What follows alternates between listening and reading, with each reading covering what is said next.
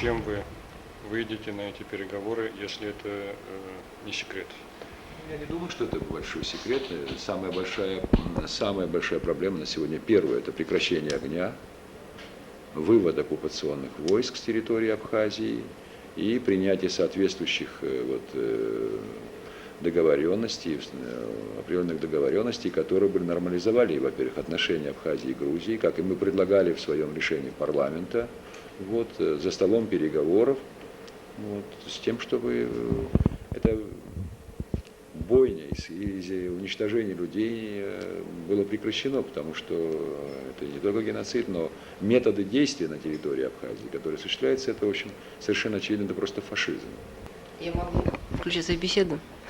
Владимир Григорьевич, я прежде чем начать разговор, хочу сказать, что позиция нашей газеты, вот она в этом, шаг к хунте. Это наша официальная позиция. Мы считаем, наша редакция, то, что произошло в Абхазии, это стремление уничтожить абхазскую автономию, и это угнетение абхазского народа, стремление к этническому распылению, а способ, по которому мы отошли, это шаг к хунте.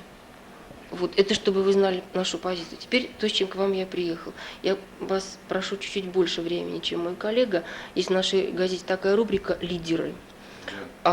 И мы хотим вам возможность предоставить, скажем так, высказаться по всем проблемам, которые вас волнуют. Но я хочу предупредить, что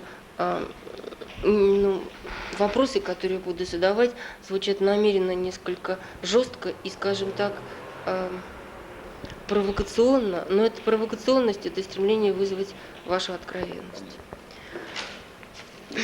Я включаю диктофон, и мой первый вопрос. Не находите ли вы, что радикализм абхазского парламента и ваш лично спровоцировал ввод войск в Абхазию? Я не считаю, что какой-то особый радикализм существует и в абхазском парламенте, и лично у председателя Верховного Совета. С моей точки зрения, то, что происходит, и те решения, предложения, которые шли со стороны абхазского парламента, они в рамках тех изменений, которые происходят на территории бывшего Союза. То есть был Советский Союз с определенной жесткой структурой, построенной на унитаризме, и на таком командно-административной, жесткой командно-административной системе. Союз разрушился. На месте Союза возникли независимые государства. В целом ряде государств, в частности Российской Федерации. Эта проблема решена, скажем, взаимоотношений между центром и республиками, она решена на основе федеративного договора, который дает целый ряд прав и возможностей этим республикам. Я считаю, что коль скоро произошла и в данной ситуации идет оформление Республики Грузия и так далее, то здесь и возникает и проблема взаимоотношений Абхазии и Грузии.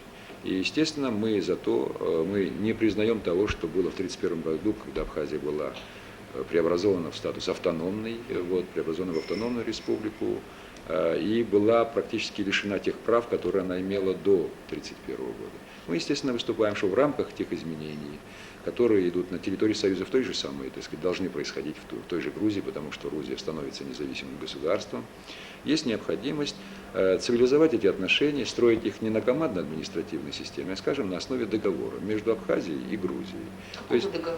Договора, двустороннего договора между Республикой Абхазия и Республикой Грузия. Федеративного, земельного, конфедеративного. Это скорее, наверное, федеративный договор, то, что близко было бы к федеративному договору, потому что, в принципе, ведь когда начинались эти отношения, скажем, по Конституции 1927 года, Грузия, это в Конституции было сказано, что является республикой, которая строится на федеративных началах.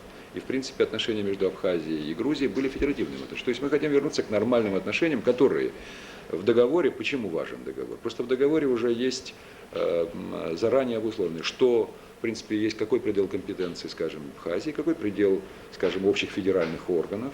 Есть разграничения, которые не позволяют всякий раз вмешиваться в дела республики и заниматься чисто такой командной, работать в рамках командной системы, всякий раз одергивать, что это нельзя, это можно, это нельзя. Раз оговорив все вот вопросы взаимоотношений, мы могли бы соотноситься друг с другом на более такой устойчивой основе. Вот, так что вот чем и занимался парламент. И потом, мы ведь никаких резвых и резких шагов не делали. Мы ведь предложили Грузии сесть и обсудить такой договор. Мы опубликовали проект такого договора.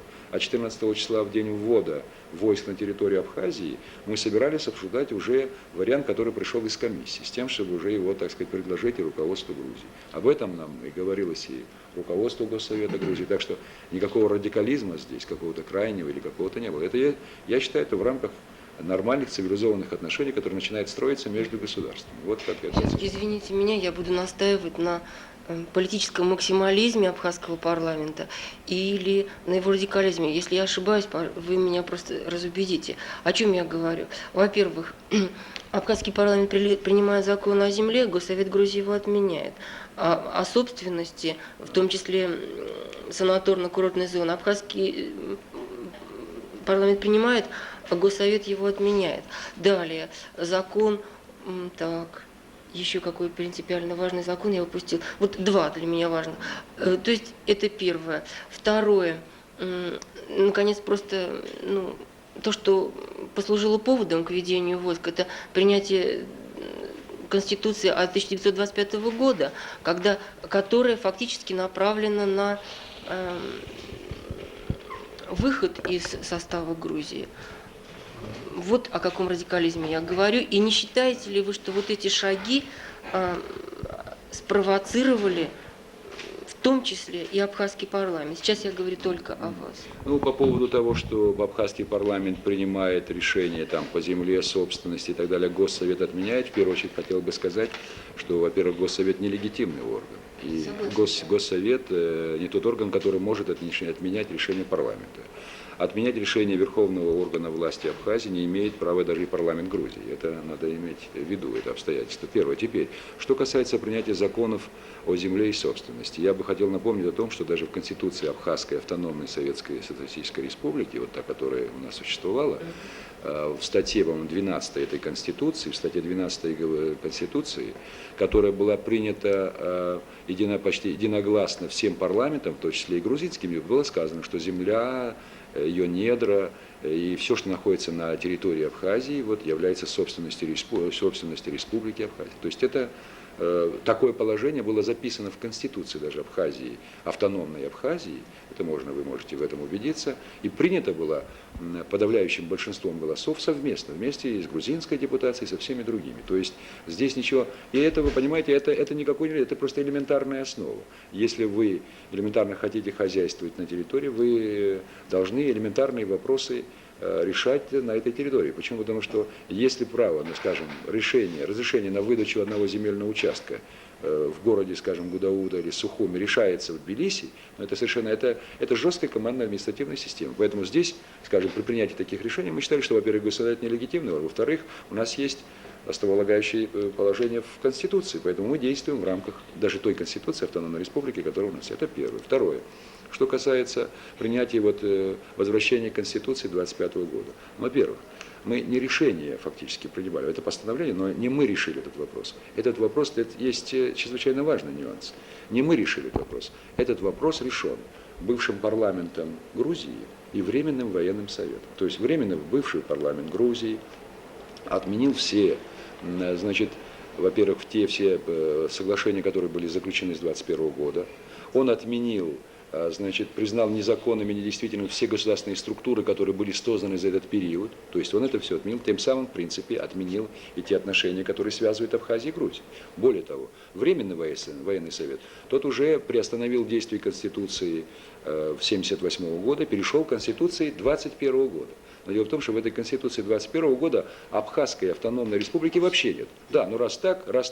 Значит, эта Конституция была основана на Конституции СССР и существовании Союза. Его нет. Грузинская ССР, куда мы входили, ее тоже нет. Значит, это уже автоматически просто влечет к тому, что перестало действовать. Мы просто констатировали то обстоятельство, которое уже произведено не нами, что перестала действовать и Конституция автономной республики. И перешли к Конституции 25 года. Но мы там ведь сказали, что мы это вызвано, во-первых, и нашим беспокойством по поводу того, что своими решениями органы власти Грузии практически разрушили наши связи. Мы выступаем за возобновление этих связей, за установление договорных отношений между Абхазией и Грузией. Что здесь такого сверхрадикального, что цивилизованным путем за столом переговоров нельзя было решить. Так что я вот, несмотря на то, что вы настаиваете на своей точке зрения, я считаю, для нормального здравого смысла, для нормального здравого человека и для нормальной здравой политики это совершенно были нормальные решения. Но дело в том, что в Грузии, во-первых, существует фактически диктаторский режим. Это, так сказать, власть, пришедшая в результате переворота. Вот. Методы действия этой власти, они практически все время основаны на силе, потому что это, скажем, если мы возьмем там Осетию, возьмем, скажем, в самом Тбилиси, возьмите Мингрелию, эти все действия всегда основаны на силе. То есть нет желания искать согласие, соглашение со своими оппонентами. Есть желание, раз есть сила, то решать эти вопросы путем силы. Причем, понимаете, то, что есть прямые доказательства того, что эта акция в Абхазии, она уже была задумана сразу же после этого, именно потому что вот, скажем, те же самые, вот вы представляете «Московские новости», да? У вас же в «Московских новостях» как раз была публикация, вот, то есть это ВАИФ, да, где говорилось о том, что вот по поводу решения Верховного Совета Абхазии, вот Шаварнадзе сказал, в Абхазии может случиться такое, что по своему характеру и последствиям будет гораздо хуже, чем в Цхинвальском регионе. А почему? С самого начала надо ставить таким образом вопрос. Более того, вот 15 августа, он все время, ведь, вы знаете, изыскивали поводы, почему введены эти войска. А 15 августа прямо сказано, что Абхазия является частью Грузии, поэтому для ввода войск, нет, вот прямо, значит, есть там интервью, где говорится 15 как раз числа, что, где он обосновывает Шаварнадзе причины ввода, как и наши великие предки, в борьбе с сохранением территориальной целостности нашего государства мы ни разу ни перед чем не остановимся. Ради этого мы готовы погибнуть сами, но мы уничтожим и всякого, кто будет пытаться расчленить наше государство. Во-первых, никто не пытался нигде. В этом документе ни слова не сказано, что этим решением мы выходим из состава. Мы говорим о том, что нас фактически решением Грузии вывели из состава, но мы выступаем за установление нормальных межгосударственных отношений между Абхазией и Грузией. И вы должны иметь в виду, что даже при существовании Союза, отношения между союзной республикой и автономной, это же межгосударственные отношения. Ведь автономная республика, ну пусть это ущербная, и союзная была ущербное государство, но автономная республика это ведь государство, то есть это межгосударственные отношения.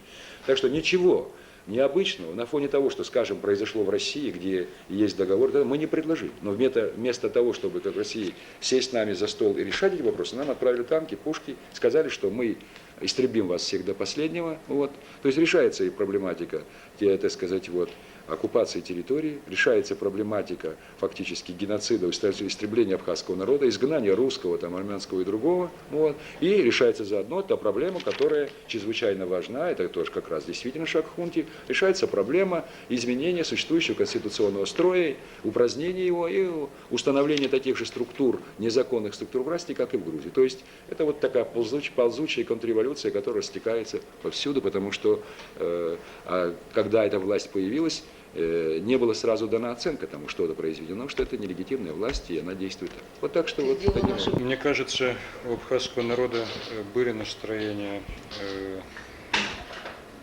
такого плана, что Россия должна прийти Абхазии на помощь. Точно так же, как такие настроения были и у осетинского народа во время известных нам столкновений и конфликтов. Что можно сказать теперь, когда прозвучало заявление президента Ельцина о невмешательстве в этот конфликт? Дословно, мы не дадим втянуть себя в этот конфликт. И какие могут быть настроения здесь, в Гудауте, вообще в Абхазии, если выяснится, что на переговорах Россия будет не посредником, а вы окажетесь в одном блоке с представителями северокавказских народов, а Россия в одном блоке с Грузией. То есть формула будет 2 против 2 или 2 на 2. Да, я хочу, предвосхищая ответ, дополнить это.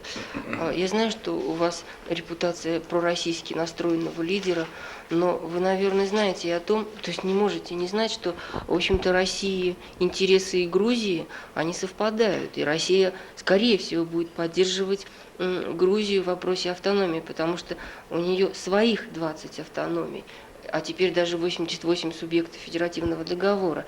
И поэтому те радикальные настроения в Абхазии, которые говорят о присоединении Абхазии к России, такие силы есть, я с ними встречалась и говорил, вот они сейчас, ну, скажем так, не могут быть поддержаны в России. Вы в этой ситуации, ваша тактика, ваша стратегия? Ну, что бы я хотел сказать? И вообще кого-то обвинять в каких-то прорусских или там, я не знаю, там каких-то других, это, во-первых, совершенно неправильно, наверное. Ну, первое, я исхожу, наверное, из истории взаимоотношений Абхазии и вот России, знает историю взаимоотношений, знаю и то, что, во-первых, на территории России живут братские наши народы, и разрушение тесных связей между нами, и проведение межи и границы между нами, наверное, не соответствует нормальному цивилизованному мышлению. Потом мы жили все же в рамках одного государства. И столь резко нам разграничиваться, проводить эту межу, наверное, в этом нет особого смысла, потому что, в общем, разрушить это экономическое пространство, разрушить связи людей, потом и резать, это же резать по-живому. Почему? Потому что, ну, многие наши люди, скажем, часть же семьи живут за пределами, родители там здесь молодые, там и так далее, это же все реальные вещи. И вы, оказывается, по обе стороны как-то границы. Поэтому надо учитывать, наверное, реальную ситуацию, которая вот складывается. Вот. Здесь, понимаете, вряд ли, я понимаю, что могут быть и существуют определенные политические, так сказать, вот, привязанности и определенные политические интересы и так далее. Я это учитываю. Но я считаю, что здесь, в Абхазии, речь, почему мы говорим в данной ситуации о России и поддержке, ведь речь идет о нарушении прав человека, о элементарном нарушении прав человека. И простите меня, но когда идет нарушение прав человека, то тут возникает вопрос о защите этих прав, где бы это ни происходило. Будет это происходить в Абхазии, будет это происходить в любом другом месте, если мы имеем дело с цивилизованным государством, тем более государством, которое представлено в Совете Безопасности, государством, которое играет такую видную роль на международной арене, и это государство, оно должно защищать те принципы, которые заложены в уставе организации ООН, которые сформулированы в международных пактах о правах народов. Тут, понимаете, тут уже этот вопрос уже выходит вне политики. Это вопрос о правах человека. Здесь, в Абхазии, именно стоит этот вопрос. И когда государство в угоду своих политических амбиций начинает ставить вопрос, будет ли оно защищать права человека или не будет, это вопрос весьма серьезный. Это весьма серьезный прецедент. Именно так я хочу это сформулировать. Здесь не может быть не может быть речи не идти ни о суверенитете какого-то, потому что, вы меня извините, когда, если, скажем, в каком-то государстве нарушаются эти права человека, то обязанности, долг каждого и государства, и каждого гражданина вступиться за права этих людей, за права этого человека. Поэтому тут уже, понимаете, все это уходит на задний план. Вы лично обратились к Конфедерации горских народов, главам, к президентам, председателям Верховных Советов 5 северокавказских республик с просьбой о помощи. Но, Владислав Григорьевич, вы же понимаете, что, во-первых, это ведет к интернационализации конфликта, во-вторых, это осложняет отношения России и Грузии, России со своими автономиями, Грузии с Абхазией, и, наконец, это ведет к глобальной северокавказской войне.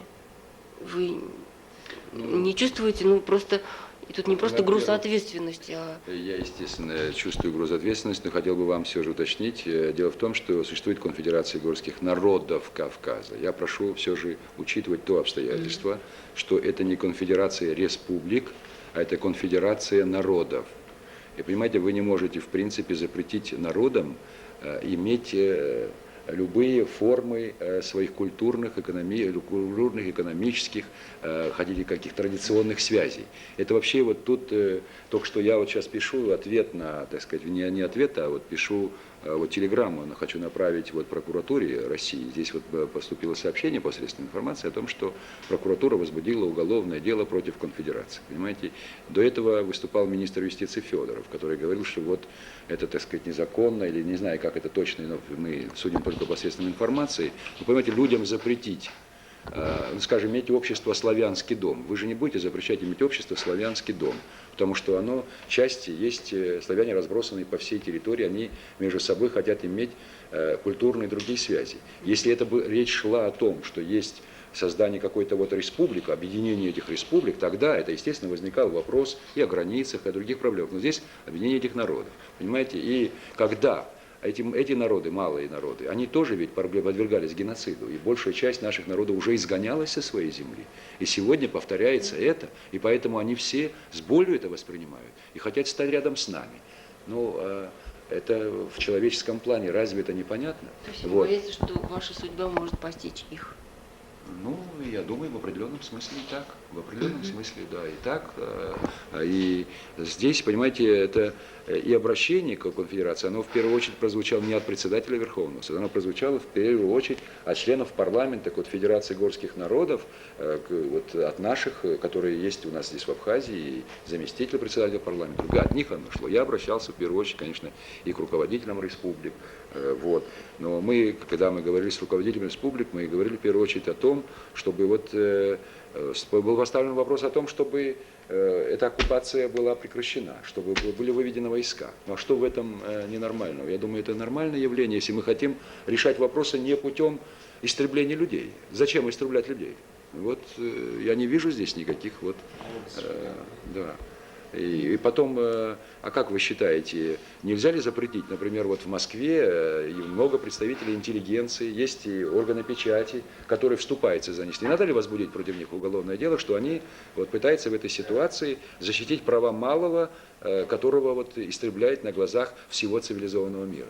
Возможно, вам, как представителю очень большого народа, не очень понятно это обстоятельство, но дело в том, что существование центра, как такового, вот, скажем, там, Москвы, вот, союзного центра, оно было определенным гарантом прав тех национальных меньшинств, которые жили на территории Советского Союза. Во всяком случае, на территории при существовании вот такого единого, даже централизованного государства, была гарантия того, что никто вас истреблять, значит, не даст, потому что будут приняты меры. То есть Конституция Союза, она тоже была не бог весь как. Я не могу сказать, что это уж больно очень защищало, но, тем не менее, во всяком случае, дело до вот такого положения, до геноцида в рамках этого государства не было бы доведено. То есть были бы приведены все же. Другое дело, что правители, которые тогда правили, сидели во главе государства, они не желали и не решали эти вопросы. Но реально все же существование единого государства, оно было важно для малых народов именно тем, что оно позволяло им просто физически самосохраниться, выжить, понимаете? Поэтому это обстоятельство надо учитывать. И выступая за Союз,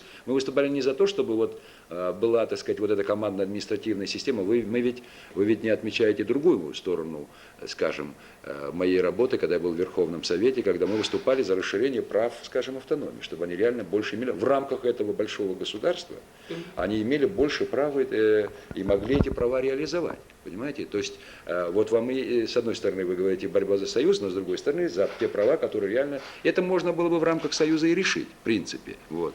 Поэтому в той ситуации мы выступали за сохранение. Я считаю, что это и было правильно. И история рассудит нас, так сказать, вот, что дало разъединение, что даст, вот, что дает вот, нынешняя ситуация, вот, ситуация в Абхазии как раз подтверждает вот, это обстоятельство.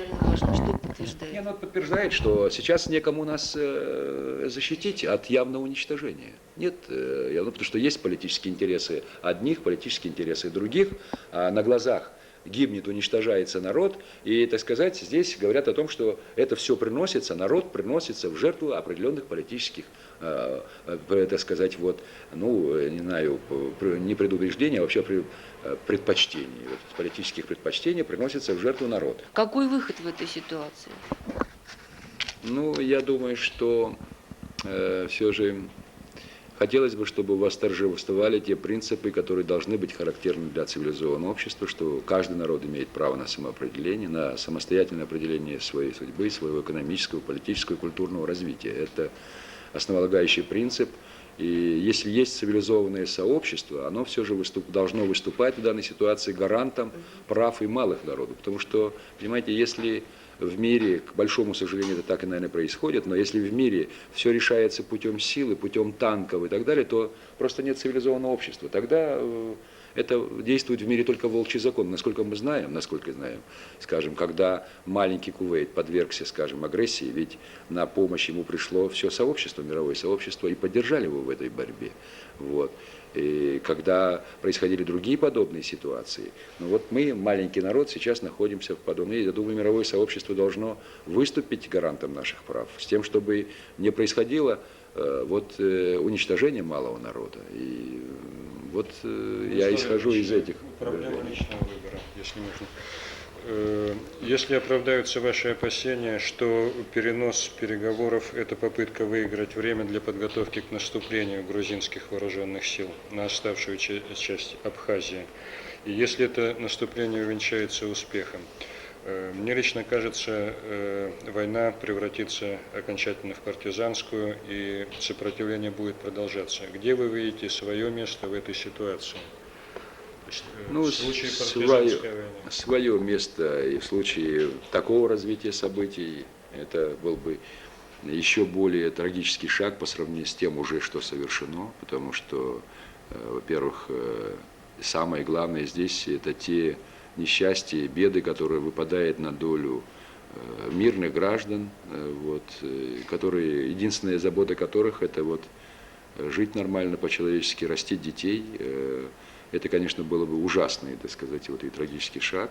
Но в этой ситуации я бы видел свое место в продолжении борьбы за права моего народа здесь.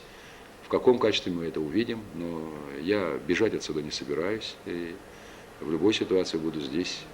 И мы готовы к тому, чтобы перейти к такой партизанской войне. Но это была бы, конечно, большая трагедия.